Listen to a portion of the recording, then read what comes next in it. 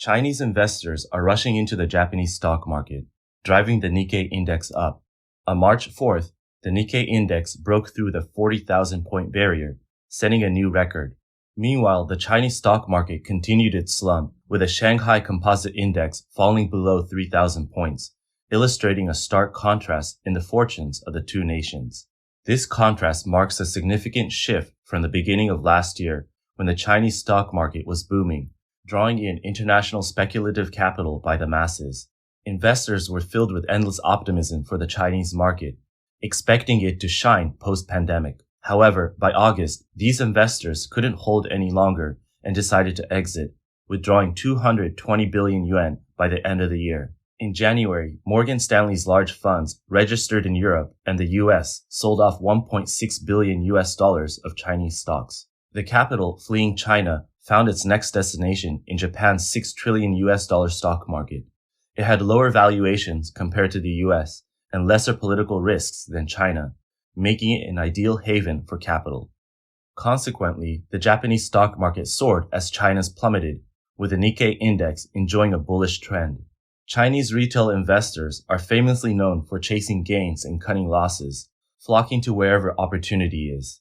They frantically snap up domestically listed ETFs that track the Nikkei index. This trend is just like the crowds at Chinese train stations right before the Chinese New Year travel rush. People packed tightly together, rushing in the same direction. The China AMC Nomura Nikkei 225 ETF issued by China Asset Management has become especially popular. In January, it surged by 6.3%, significantly outpacing the Nikkei index's 1.6% gain. Such a rise was extraordinary, similar to a 6% daily surge in the A-shares or a 3% jump in US stocks. Japanese stocks saw a robust market last year, with Chinese retail investors pouring in a whopping $21.7 billion. Yet this year, their enthusiasm has skyrocketed.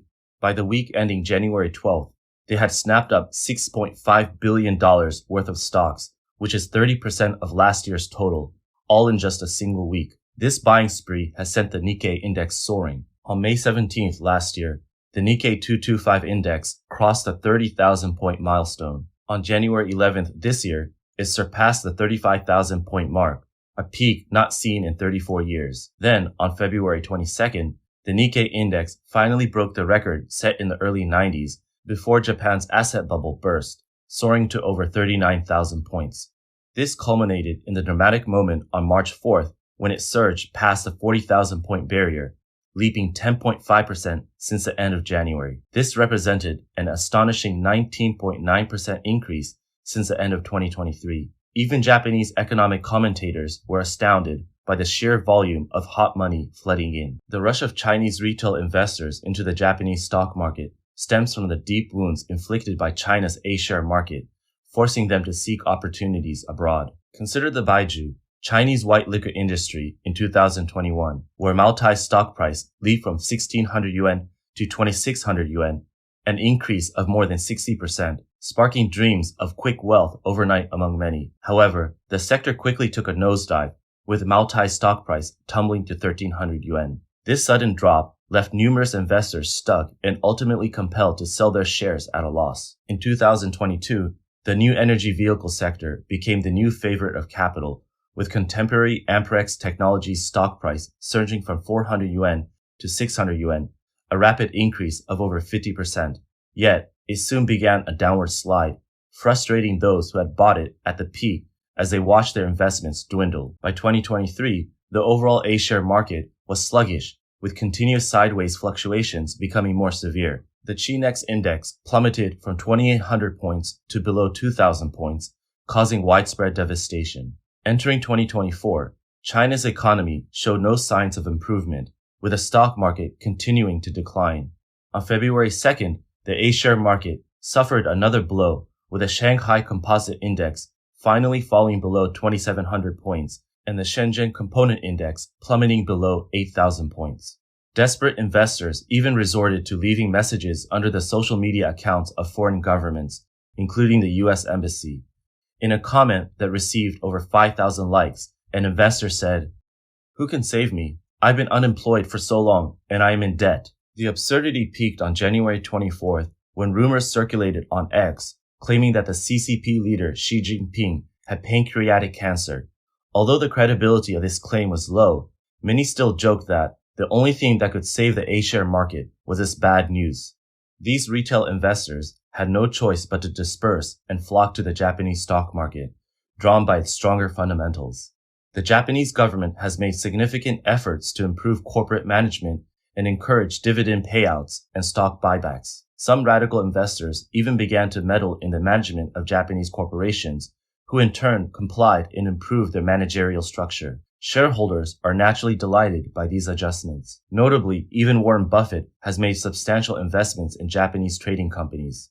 As a result, the popularity of the Japanese stock market has surged, standing tall among its peers. In contrast, the economic fundamentals of the Chinese stock market are significantly weaker. Many economists argue that the challenges China faces in its current development stage are several times more severe than those Japan faced in the 90s. Japan's aging population problem only emerged 20 years after its economic bubble burst, whereas China is grappling with an aging population coupled with deflationary pressures. More absurdly, China's population had already been aging before the country became wealthy. In 2022, China's per capita income was just over $13,000, whereas Japan's had reached $30,000 when its economic bubble burst in 1991. The debt issue is also a major concern. According to the latest data from JP Morgan, China's total public debt had reached 95% of its GDP by 2022, meaning for every dollar earned, nearly $1 of debt was incurred. During Japan's economic bubble, this ratio was only 62%. The heavy debt burden naturally leaves the Chinese government unable to stimulate the economy through fiscal policies, not to mention the various types of debt held by corporations and individuals, which could potentially trigger a financial crisis and drag down the entire Chinese economy. The most pressing concern is the external pressure China is currently facing, which is far more severe than what Japan experienced in the last century. While Japan did have its trade disputes with the United States, the two countries were military allies and found a way to make amends. However, China is now being labeled as a new Cold War adversary by the US, which, along with multiple allies, has made efforts to decouple and disrupt supply chains with China. As a result, foreign investment in China has plummeted back to levels last seen in 1993, posing a significant threat to the Chinese economy. Additionally, the Chinese stock market is plagued by unfair practices, but the authorities turn a blind eye to it all, which only makes things worse. The new delisting rules were intended to purify the A-share market by welcoming reputable companies and eliminating underperforming ones. Yet many underperforming companies have navigated around these rules to avoid being delisted, further exacerbating the market's inherent unfairness for retail investors. A prime example is GOJ Petroleum's indirect entry into the market via Jinzhou Qihang, a company on the rise in the internet finance industry. Common sense would be that GOJ Petroleum, having suffered losses for 3 consecutive years, should have exited the market. Yet, through a backdoor listing with Jinzhou Qihang, it miraculously turned its fortunes around, securing its spot in the A-share market.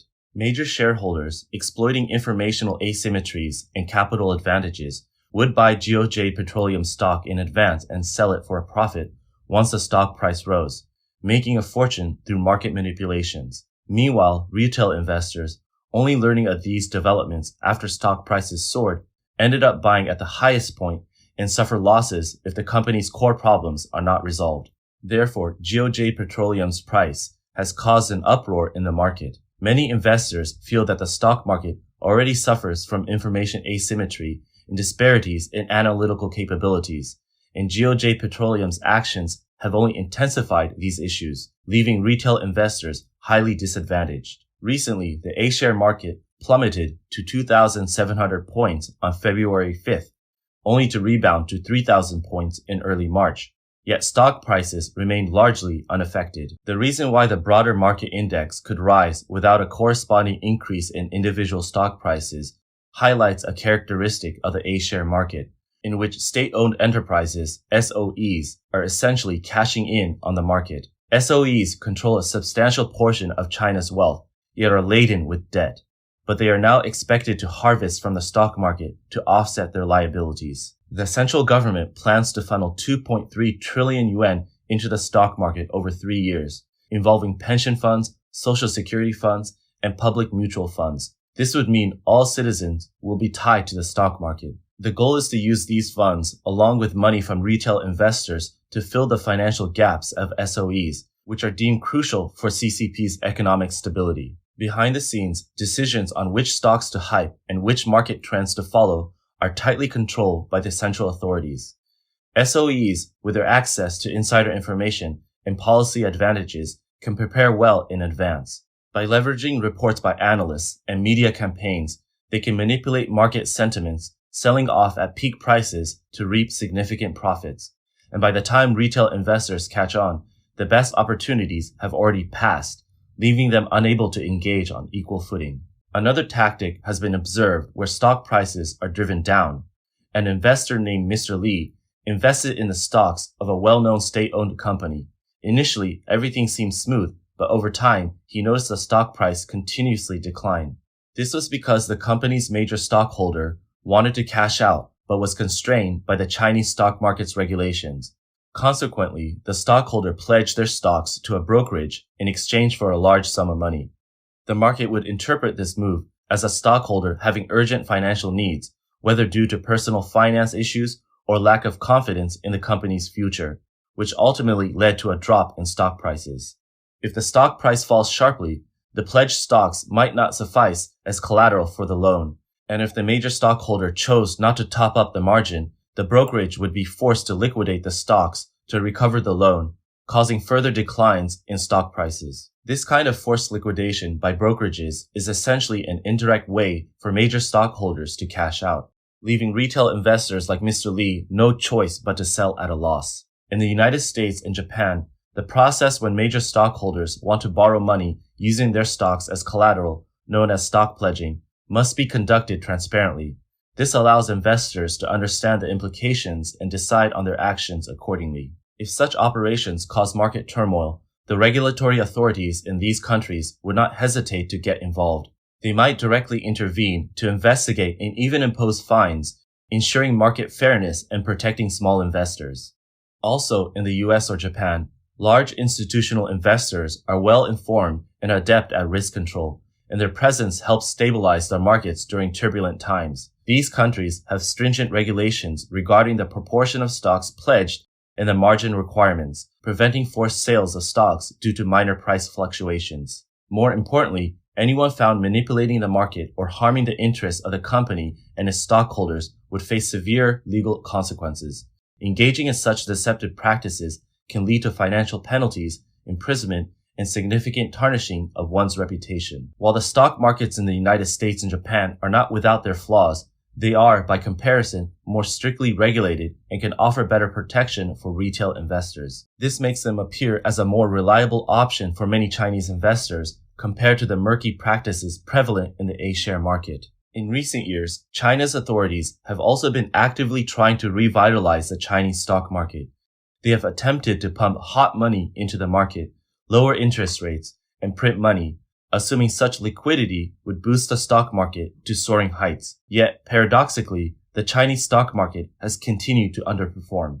The reason is straightforward. The onset of the new Cold War has placed China in a geopolitical contest where its technological innovation capabilities and international influence are limited. International powerhouses hardly regard China as a significant player, choosing instead to direct their valuable finance towards big names like the US, Europe, Japan, and South Korea. Domestically, liquidity in China is largely monopolized by state-owned enterprises, who are well aware of the perilous situation and are thus reluctant to invest in the stock market themselves. Instead, they prefer to discreetly funnel state assets into their own pockets, often leaving the scene with both money and resources depleted. The Chinese stock market is trapped in an awkward position, with internal issues such as corruption and market manipulation, alongside external challenges like the chill of a new Cold War.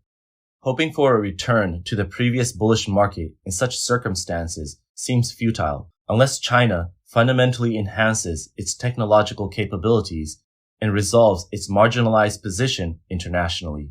Furthermore, it's clear that the Chinese stock market cannot be expected to operate like a normal market.